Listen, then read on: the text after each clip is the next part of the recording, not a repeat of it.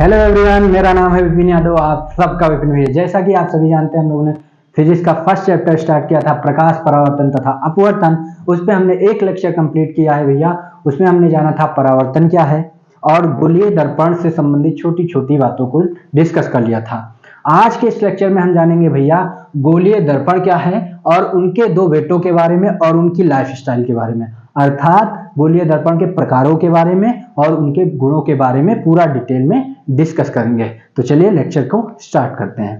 भैया गोलीय दर्पण क्या है? गोलीय दर्पण बनाने के लिए क्या करेंगे भैया, कांच का एक खोखला गोला ले लेंगे, जैसा कि हमने यहाँ पे ले लिया है कांच का एक खोखला गोला। फिर इसको क्या करेंगे भैया, बीच से हम कट कर लेंगे। बीच से क्या करेंगे, कट कर लेंगे और हमको दो पार्ट मिल जाते हैं, एक ये वाला पार्ट मिल जाएगा और एक ये वाला पार्ट मिल जाएगा। दो पार्ट मिल गए। अब क्या करेंगे, काटने के बाद क्या करेंगे, दो प्रश्न जब कट गए तो दो पार्ट हमको मिल गए। इसके दो प्रश्न हैं, एक दबा हुआ पार्ट, एक उभरा हुआ पार्ट। एक दबा हुआ पार्ट, एक उभरा हुआ पार्ट। उसके एक पृष्ठ पे क्या करेंगे, पारे या चांदी का लेप कर देंगे। मान लीजिए इस वाले कटे हुए पार्ट पे हम क्या करें, दबे हुए पार्ट पे क्या कर दें, पारे या चांदी का लेप कर दें। और ये वाला जो कटा हुआ पार्ट है, इसमें क्या करें, हम बाहरी पृष्ठ पे क्या करें, पारे या चांदी का लेप कर दें। इस प्रकार से हमको दो प्रकार के जो है गोलीय दर्पण प्राप्त हो जाते हैं। यानी कि गोलीय दर्पण की अगर डिफिनेशन लिखना चाहें तो कैसे लिखेंगे भैया, कांच का एक खोखला गोला लेते हैं और उसको बीच से कट कर देते हैं। कट करने के बाद उसके एक पृष्ठ पर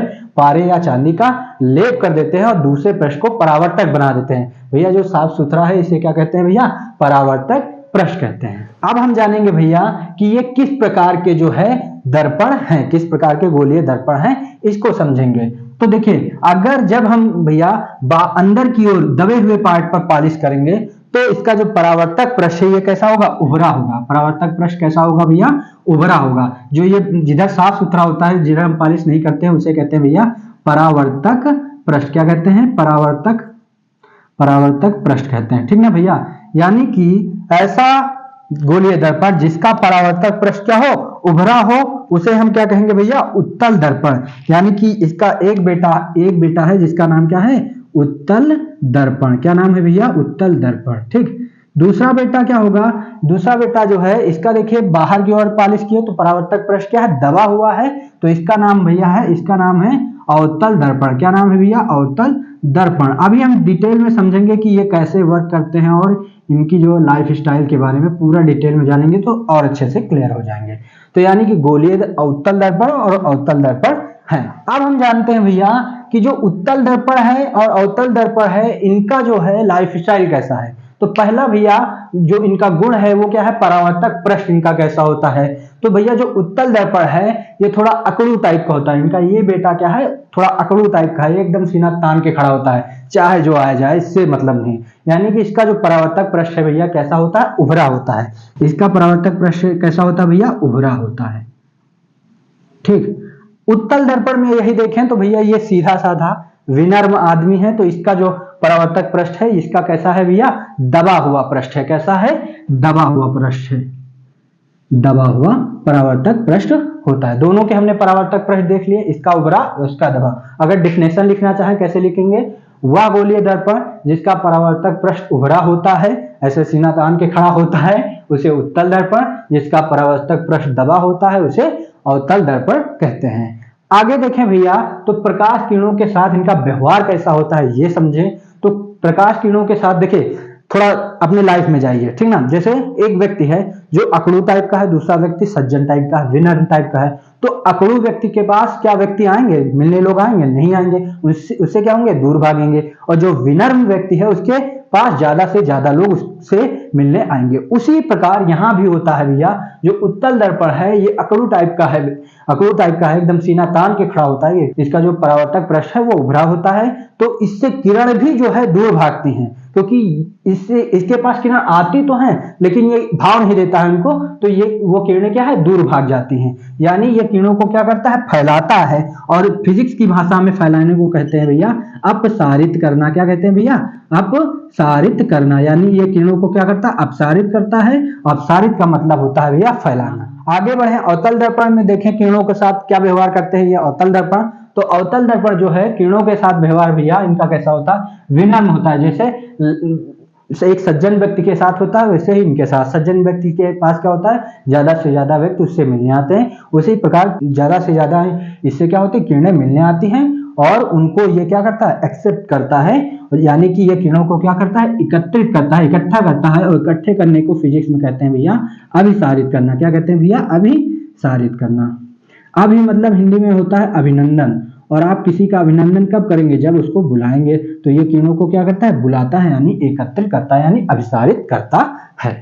आगे बढ़े भैया, देखते हैं प्रतिबिंब इसमें किस प्रकार के बनते हैं, उत्तल दर्पण में कैसे बनते हैं और उत्तल दर्पण में कैसे बनते हैं। तो उत्तल दर्पण में जो प्रतिबिंब बनते हैं भैया, इसमें क्या होता है, किरणें सारी भाग जाएंगी, जब किरणें भाग जाएंगी, किरणें मिलेंगे ही नहीं, तो प्रतिबिंब बनेगा ही नहीं। और लेकिन हम क्या करते हैं, इसमें आभासी प्रतिबिंब बनता है, हम महसूस करते हैं कि हाँ प्रतिबिंब यहाँ पर बनेगा, खींच के जबरदस्ती बनाते हैं। तो यानी कि इसमें जो प्रतिबिंब बनता है वो कैसा बनता है भैया, आभासी बनता है। कैसा बनता है भैया, आभासी प्रतिबिंब बनता है। कैसा प्रतिबिंब बनता है भैया, आभासी प्रतिबिंब बनता है। और आभासी प्रतिबिंब जो होता है वो हमेशा सीधा होता है, ये सी पकड़िए, सी फॉर सीधा, यानी आभासी प्रतिबिंब हमेशा आपको जो है सीधा मिलेगा। कैसा मिलेगा, सीधा मिलेगा।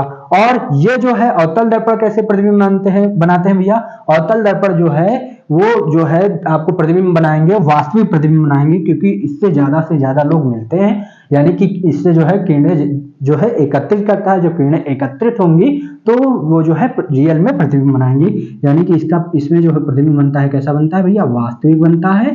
कैसा बनता है, वास्तविक प्रतिबिंब बनता है। वास्तविक प्रतिबिंब हमेशा क्या होता है, उल्टा होता है। कैसा होता है, उल्टा होता है। ठीक है, अब भैया इसका उपयोग देखें रोजमर्रा के जीवन में, तो उत्तल दर्पण क्या करता है, बड़ी चीजों को छोटा कर देता है।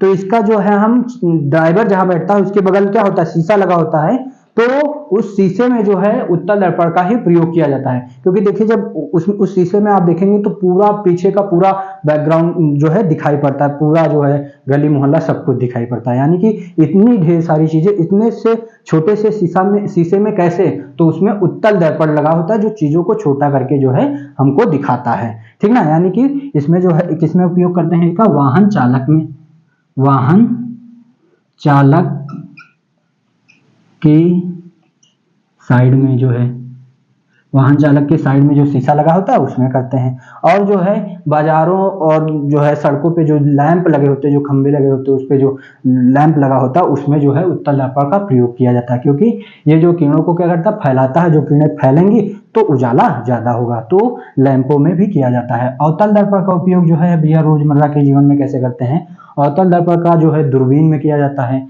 और जो है अपने चेहरे का बड़ा प्रतिबिंब देखने के लिए किया जाता है, क्योंकि ये जो है चीजों को क्या करता है, बड़ा करके दिखाता है और वास्तविक दिखाता है। ठीक ना, तो यानी कि इसका जो हम भैया टार्च में भी करते हैं, कैसे, टार्च में करते हैं, और सर्च लाइट में करते हैं, सर्च लाइट में करते हैं। ठीक ना भैया, किस में करते हैं, सर्च लाइट में करते हैं।